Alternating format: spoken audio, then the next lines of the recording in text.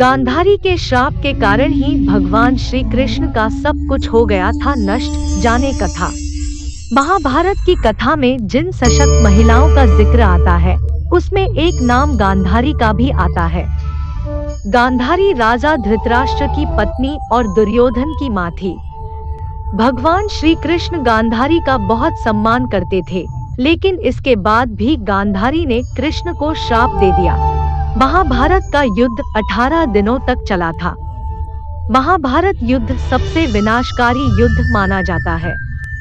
महाभारत का युद्ध आरंभ होने से पूर्व राजा धृतराष्ट्र ने विदुर से इस युद्ध को लेकर उनके विचार जानने चाहे। तब विदुर ने कहा था कि महाभारत का युद्ध सबसे विनाशकारी साबित होगा। अंत में विदुर की महाभारत के युद्ध को लेकर की गई भविष्यवाणी सच साबित हुई।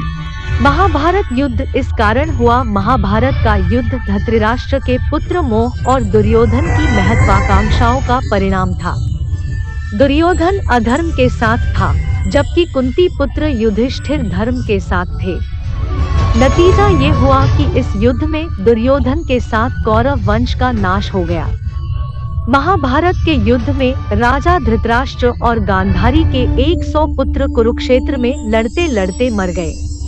पुत्रों का शव देख गांधारी को आया क्रोध। महाभारत का विनाशकारी युद्ध जब समाप्त हुआ तो गांधारी के सभी 100 पुत्रों के शव महल के परिसर में लाए गए। जब महल के परिसर में 100 पुत्रों को एक पंक्ति में सफेद वस्त्र में लिपटा देखा तो गांधारी को भारी दुख हुआ है। वे वहीं विलाप करने लगी। इसी बीच वहां पर श्री कृष्ण आ गए। भगवान श्री कृष्ण गांधारी का बहुत आदर और सम्मान करते थे।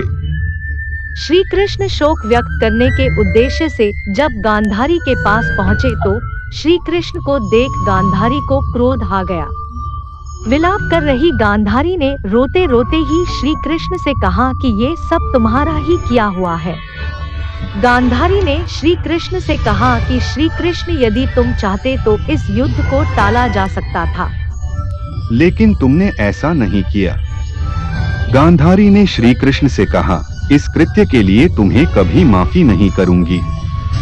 श्री कृष्ण दोनों हाथों को जोड़कर गांधारी के सभी बातों को धैर्यपूर्वक सुनते रहे। गांधारी ने श्री कृष्ण को शाप दिया। क्रोधित गांधारी ने भगवान श्री कृष्ण को शाप दिया कि श्री कृष्ण जिस तरह से मेरे वंश का नाश हुआ है उसी प्रकार से तुम्हारा वंश भी आपस में लड़ते हुए नष्ट हो जाए। श्री कृष्ण ने गांधारी से कहा कि यदि इस श्राप को देने से आपके मन को शांति मिलती है तो ऐसा ही होगा।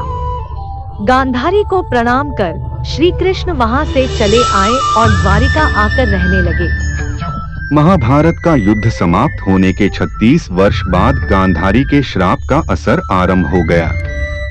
अभिशाप के कारण द्वारिका में अपशकुन शुरू हो गए। एक दिन द्वारिका में कुछ ऋषि मुनि आए जिनका यदुवंशी बालकों ने अपमान कर दिया। इसके बाद शाप का प्रभाव और तेजी से बढ़ने लगा। एक दिन सभी ने एक ऐसा पेय पदार्थ पी लिया जिससे वे आपस में एक दूसरे को मारने लगे। इस घटना में भगवान श्री कृष्ण और कुछ अन्य लोग ही जीवित बच सके। एक अन्य कथा के अनुसार एक गृहयुद्ध में सभी यादव प्रमुखों की मृत्यु हो गई।